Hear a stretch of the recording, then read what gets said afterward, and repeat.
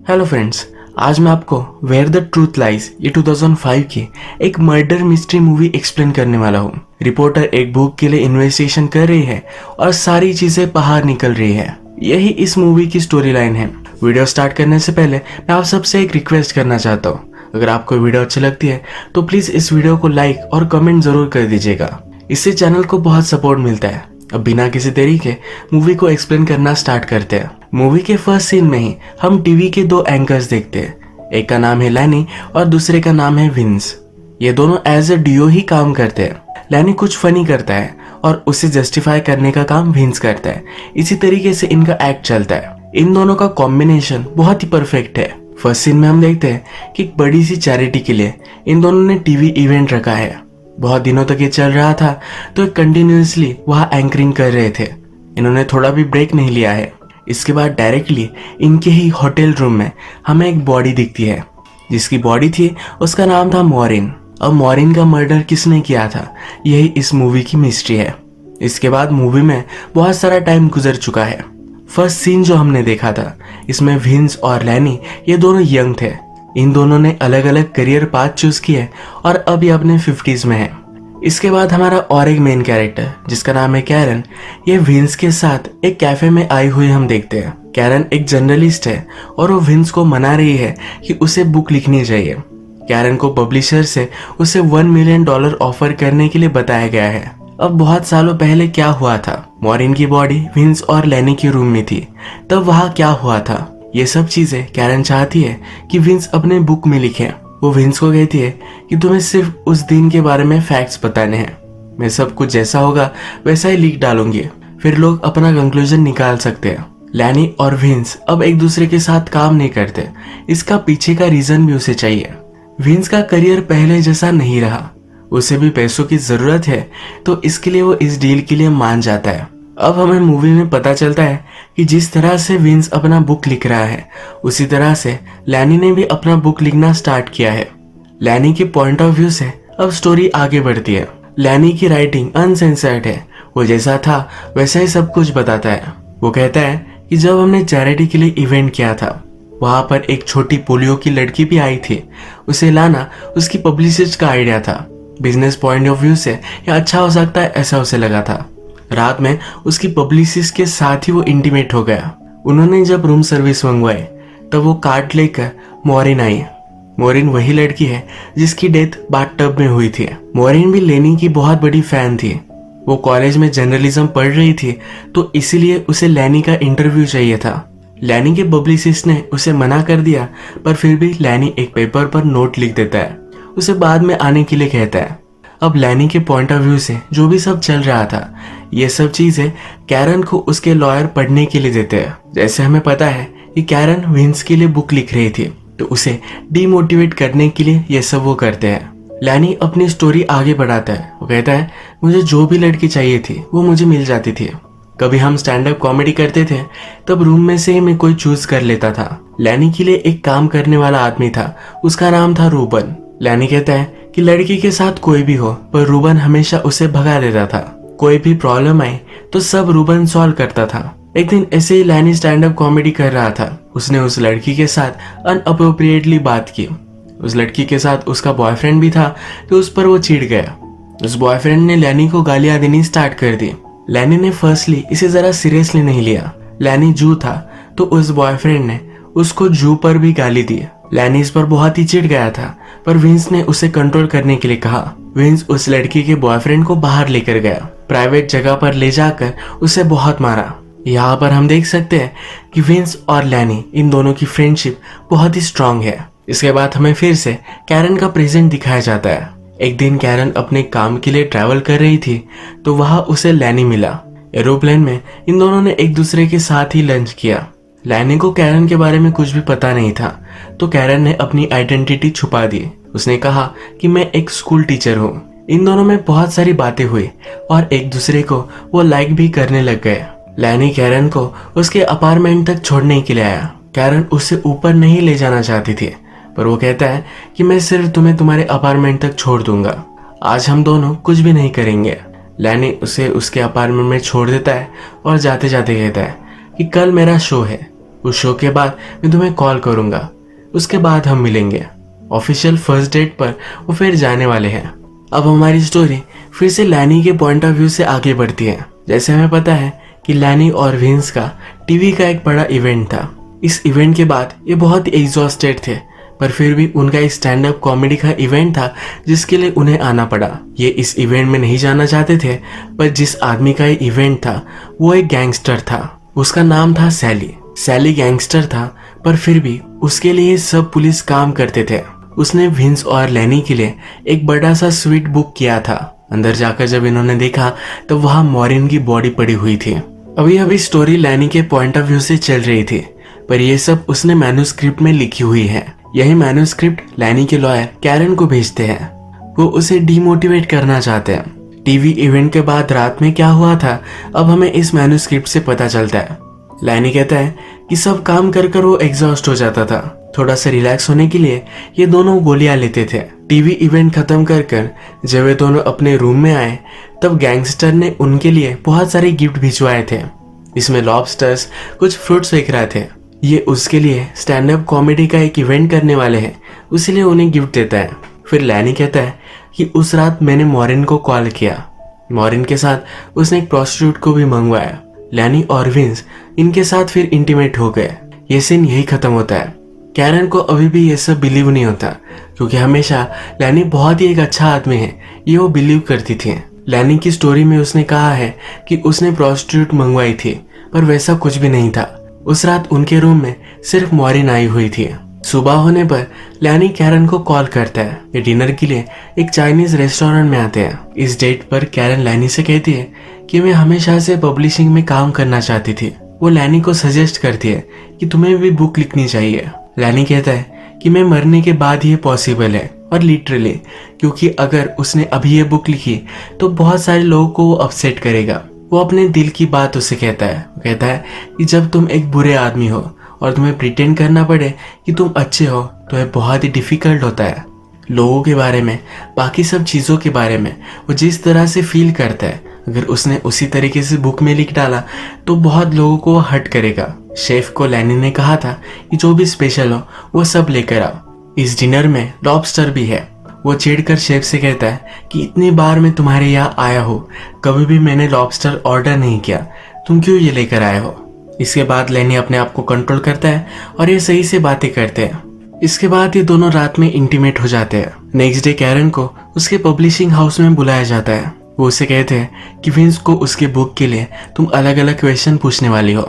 मॉरिन के साथ क्या हुआ था ये इन्फॉर्मेशन बहुत ही इम्पोर्टेंट है, तो ये कैरन को किसी भी हालत में लानी है, क्योंकि ये पब्लिशिंग कंपनी विंस को $1 मिलियन पे कर रही है। ये इनके लिए बहुत ही इम्पोर्टेंट है।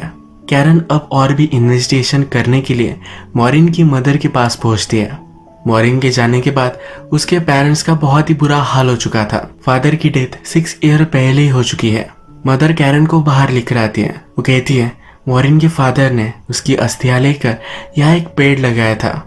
इस पेड़ को देखकर हमेशा उसे मॉरिन की याद आती है। कैरन मदर से पूछती है कि विंस से मैं बहुत सारे क्वेश्चन पूछने वाली हूँ, अगर आपको कोई क्वेश्चन पूछना है तो मेरे थ्रू आप पूछ सकते हो। मदर कुछ भी क्वेश्चन नहीं पूछती है। इसके बाद कैरन जिस दिन मॉरिन की बॉडी मिली थी उस क्राइम सीन पर जो पुलिस ऑफिसर था उसे मिलने के लिए आती है। जो स्टोरी उन्होंने न्यूज़पेपर वगैरह में बताई थी यही स्टोरी फिर से पुलिस ऑफिसर उसे बताता है। कैरन के फोर्स करने के बाद वो कहता है कि मॉरिन के बॉडी पर मार्क्स थे। ये मार्क किस वजह से थे ये किसी को भी पता नहीं चला। बाद में कैरन ने इस पर बहुत सोचा। उसके बाद उसे रियलाइज हुआ कि लैनी को लॉबस्टर नहीं पसंद। जिस रात मॉरिन लैनी और विंस के रूम में आई थी उस रात गैंगस्टर ने इन दोनों को लॉबस्टर गिफ्ट किए थे। एक पूरा क्रेट उसने भिजवाया था। वो फिगर आउट कर लेती है कि उस रात ही मॉरिन की डेथ हो चुकी थी। उस लॉबस्टर्स के क्रेट में ही मॉरिन की बॉडी को उन्होंने डाल दिया था। इसके बाद हम देखते हैं कि कैरन डायरेक्टली विंस के पास आती है। विंस कैरन को अपनी स्टोरी बताना स्टार्ट करता है। एक दिन कैरन को सुपरमार्केट में रूबन मिलता है। ये लैनी के लिए काम करता है। कैरन और लैनी जब इंटीमेट हुए थे तो लैनी सुबह में ही निकल गया था। उसके बाद उसने कभी उसे कॉल ही नहीं किया। लैनी से कैरन बहुत ही गुस्सा है। रूबन कैरन को कहता है तुम्हारे साथ जो भी हुआ वो बुरा हुआ, पर लैनी तुम्हारे लाइफ में नहीं है, यही तुम्हारे लिए सही है, क्योंकि लैनी एक अच्छा आदमी नहीं है। ये कहकर वहां से वो चला जाता है। अगले दिन कैरन फिर से विंस से मिलने वाली थी।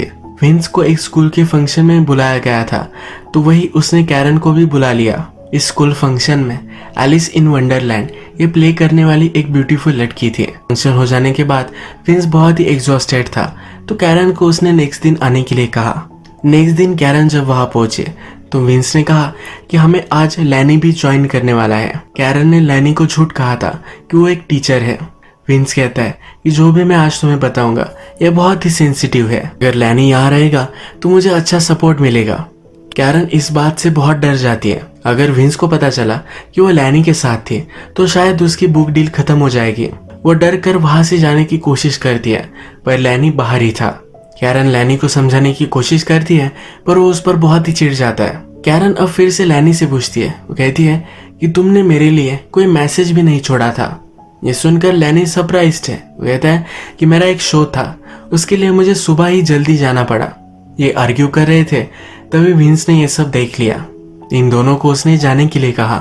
लैनी कैरन से कहकर जाता है कि उस रात जो हुआ था ये बहुत ही सेंसिटिव इशू है, अब शायद तुम्हें उस रात के बारे में कभी भी पता नहीं चले। कैरन भागते भागते विंस से माफी मांगने के लिए आती है। विंस कहता है कि नाइट में तुम फिर से आना, हम तब डिसाइड करेंगे। रात में विंस और कैरन ये डिनर करते हैं। डिनर करते वक्त विंस एक गोली लेता है, कैरन को भी ऑफर करता है।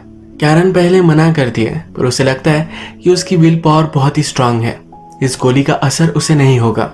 जब वो छोटी थी तब उसे पोलियो था, अपनी विल पावर से ही अपने पोलियो को उसने क्योर किया था। उसे अभी भी लगता है कि इस गोली की उस पर पावर नहीं आएगी। टीवी मैराथन में जिस छोटी लड़की को पोलियो हुआ था ये कैरन ही थी, इसीलिए लैनी को अपना हीरो मानती है। डिनर करने के बाद विंस की इंटरव्यू जब वो लेना स्टार्ट करती है तो अचानक से उसे चक्कर आने लगते हैं। वो अब कुछ भी बात नहीं कर सकते। छोटे बच्चों के प्ले में जो ब्यूटीफुल लड़की थी उस लड़की को विंस ने बुला लिया है। नशे में कैरन इस लड़की के साथ इंटीमेट हो जाती है। सुबह होने पर कैरन रियलाइज करती है कि उसने कल रात क्या किया। उसे ये भी पता होता है कि विंस ने गोली ली ही नहीं थी। वो विंस को कन्फ्रंट कर कर पूछती है कि तुमने ऐसा सब क्यों किया। वो कहता है कि मेरे बारे में तुम्हें बहुत सारी चीजें अब पता चलेगी, तुम पर भी मुझे कुछ पता होना चाहिए। जब वो लड़की और कैरन इंटीमेट हो रहे थे तब इन दोनों की फोटो विंस ने ले ली थी। वो अब कैरन को ब्लैकमेल करता है। वो कहता है अब तुमने उल्टी सीधी कोई हरकत की तो मैं सारे फोटोज आउट कर दूंगा, तुम्हारा करियर खत्म हो जाएगा। कैरन इस पर डरती नहीं। वो कहती है कि तुमने कल रात मेरे साथ जो भी किया ये सब कुछ चीजें मैं बता दूंगी। विंस कहता है कि मैंने तुम्हें हाथ भी नहीं लगाया, वो मेरा प्रेफरेंस नहीं है। यही चीज कैरन ने लैनी की बुक में भी पढ़ी थी। कैरन विंस को कहती है तुम्हारी पूरी बुक डील ये मेरे हाथों में है, मेरी वजह से ये सब कैंसिल हो सकता है। विंस गुस्से में आकर कैरन का गला दबाने की कोशिश करता है, बाद में उसे छोड़ देता है। कैरन पूछती है क्या इसी तरीके से तुमने मॉरिन को भी मारा था। विंस कहता है ये सब चीजें तुम लैनी से पूछो। इस दिन यही खत्म होता है और हम देखते हैं कि विंस उसी होटल में आ चुका है जिस होटल में मॉरिन की बॉडी उन्हें मिली थी। वो बहुत सारी अल्कोहल ऑर्डर करता है, उसके टॉलरेंस से ज्यादा गोलियां लेकर उसकी डेथ हो जाती है। उसने सुसाइड कर ली। घर आने के बाद कैरन को लैनी के बुक का फिर से एक चैप्टर मिलता है। मॉरिन से जब वो मिला था तब उस रात क्या हुआ था इस चैप्टर में सब कुछ लिखा हुआ है। लैनी की पॉइंट ऑफ व्यू से अब स्टोरी आगे बढ़ती है। उस रात मॉरिन उसका इंटरव्यू लेने के लिए बहुत ही एक्साइटेड थी। उन्होंने सही से इंटरव्यू कंप्लीट किया। उसके बाद लैनी और विंस ये दोनों मॉरिन के साथ इंटीमेट हो रहे थे। इंटीमेट होते वक्त ही लैनी को पता चला कि विंस गे है। लैनी उस पर बहुत ही चिढ़ गया। उसने कहा कि हम एक दूसरे के साथ ये नहीं कर सकते। मॉरिन को भी ये सब अब पता चल गया है कि विंस गे है। अगर ये बात बाहर निकल जाती तो विंस का जीना मुश्किल हो जाता। मॉरिन उन्हें ब्लैकमेल करने लग गए। उसने लैनी से कहा कि मुझे अब बहुत सारे पैसे चाहिए। वो जर्नलिस्ट ही बनने वाली थी तो इसके बारे में वो लिख सकती है। लैनी भी उसे पैसे देने के लिए मान जाता है। उसने गोलियां ली थी तो उसे बहुत नींद आ रही थी। वो सोने के लिए चला गया। सुबह वो बहुत ही लेट उठा। वो उसकी स्टोरी में लिखता है कि मैंने पूरी रूम लॉक कर ली थी, रात में कोई भी रूम से अंदर बाहर नहीं आ सकता था। उस रूम में मॉरिन, लैनी और विंस सिर्फ वे तीन ही लोग थे। लैनी को 100% मालूम था कि विंस ने ही मॉरिन को मार डाला। उसके बाद उसके साथ वो काम करना नहीं चाहता था। उनका ब्रेकअप हो गया। ये सब स्टोरी पढ़ने के बाद मॉरिन लैनी के पास आती है। विंस डेड है तो उसकी बुक कंप्लीट करने के लिए लैनी ही उसे हेल्प कर सकता है। वो लैनी को कहती है कि विंस बहुत ही फनी था, उसकी ये साइड बाहर आनी चाहिए, तुम मुझे हेल्प कर सकते हो। लैनी कहता है कि तुम्हारी वजह से उसने सुसाइड कर ली, उसे कुछ भी हेल्प नहीं करने वाला। लैनी की बुक का लास्ट चैप्टर जो कैरन ने पढ़ा हुआ है उसके बारे में बोलती है। लैनी इसको सुनकर सरप्राइज्ड होता है क्योंकि लैनी ने वो चैप्टर उसे भेजा ही नहीं था। वहां से उसे निकल जाने के लिए कहता है। बिल्डिंग से बाहर आने के बाद रूबन उसे स्पॉट करता है, उससे बात करने लग जाता है। वो कहता है कि जिस रात मॉरिन की डेथ हुई उस रात उसने जो इंटरव्यू ली थी उसकी टेप मेरे पास है। इस टेप से पता चल सकता है कि उस रात एक्चुअल में हुआ क्या था। इस टेप के लिए वो $1 मिलियन मांगता है। ये सुनने के बाद ही कैरन को क्लिक होता है। जब उसने लैनी को कन्फ्रंट किया था कि उसने उसके लिए कुछ मैसेज भी नहीं छोड़ा, तब लैनी सरप्राइज था। लैनी के साथ हमेशा रूबन हुआ करता था, तो शायद रूबन ने ही वो नोट गायब कर दी थी। जो मैन्युस्क्रिप्ट उसे मिली थी ये भी रूबन ने ही डिलीवर की थी। रूबन हमेशा से इस टेप को लेकर विंस और लैनी को ब्लैकमेल करना चाहता था। उन दोनों को गैंगस्टर का सपोर्ट था, इसलिए वो कुछ कर नहीं पाया। गैंगस्टर की अभी अभी डेथ हुई तो उसके बाद वो फिर से ब्लैकमेल करने वाला था, पर अचानक से अब विंस की भी डेथ हो चुकी है। उसके पास जो टेप है वो किसी भी काम की नहीं। उसने फिर लैनी की बुक का चैप्टर कैरन को भेज दिया। अगर वो चैप्टर और रूबन की टेप मैच कर जाते हैं तो ये इन्फॉर्मेशन बहुत ही वैल्यूएबल बनती है। इसके लिए उसे $1 मिलियन मिल सकते हैं। पर कैरन और भी स्मार्ट है। वो कहती है उस रात विंस और लैनी इन दोनों में से किसी ने भी मर्डर नहीं किया था। उस रूम में तुम भी थे। जब सब लोग सोने के लिए चले गए तब तुमने मॉरिन को मार डाला। लैनी को लगा कि सब रूम लॉक थे, पर जब रूबन उसे सुबह उठाने के लिए आया तब उसने सब फिर से लॉक कर लिया था। उसने सब कुछ फिगर आउट कर लिया है। तो रूबन को कहती है कि मैं तुम्हें कोई भी पैसे नहीं देने वाली। रूबन भी वहां से चला जाता है। 20 सालों तक लैनी और विंस एक दूसरे पर शक करते रहे। मॉरिन की डेथ के बाद इन दोनों की लाइफ बहुत ही हार्ड हो गई। इन दोनों में से किसी ने भी मर्डर नहीं किया था। इसके बाद कैरन मॉरिन की मदर के पास आती है। वो उसे समझाती है, कहती है कि लैनी और विंस के बारे में उसे कुछ समझ में आ गया था, इसीलिए उसकी डेथ हुई। मदर चाहती थी कि मॉरिन के साथ क्या हुआ था ये सब कुछ वर्ल्ड को पता चले। मॉरिन मदर से कहती है अगर मैंने ये स्टोरी अब आउट कर दी तो कोई है जो बहुत ही हर्ट हो जाएगा। वो मदर के ही बारे में बात कर रही थी। मॉरिन की सच्चाई अगर मदर को पता चली तो उसे बहुत दुख होगा। मदर भी इस बात के लिए मान गई। ये स्टोरी अब मॉरिन मदर के मर जाने के बाद ही पब्लिश करेगी।